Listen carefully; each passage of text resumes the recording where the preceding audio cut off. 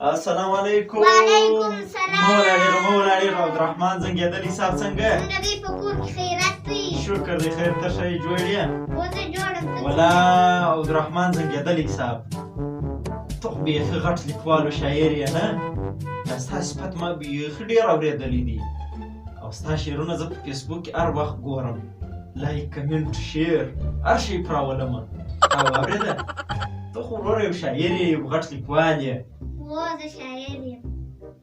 منم دي یار عبدالرحمن زنګېدلی صاحب دا ته څنګه خبرې کوې؟ خیر ته چې دا شعر لیکې دا ته څنګه لیکې؟ دا دا زه بس دا کتاب دی. دا څومره ډېر کتابونه درته پراته دي، دا ستا دي؟ ماشاءالله دغونه غټ دماغ پکې مې غټ دماغ دي دي یعنې یاره زنګېدلی صاحب په خدای چې ستا د شاعري غټ مینهوال یم. دا واورېد یار عبدالرحمن زنګېدلی صاحب زه یو کوچنی شاعر یم، یو غزل مې لیکلی ده، ته یې وګوره چې دا څنګه غزل مې لیکلې ده. یو غلطي بنطي که پکښې وه بیا ته را اصلاح کړه، ته خو نه یې څه غټ شاعر یې در ما پورې نه. دا دا ورته شعر لیکلی دی؟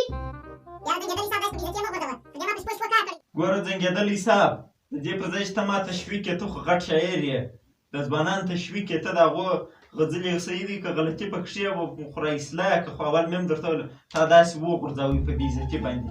د دې پر ځای چې ته نوي ځوانان تشویق یې، ته یې نور زړه ور اچوې، د فیلډ او د دا کار زړه ورتوروې، دا مه کوه یاره.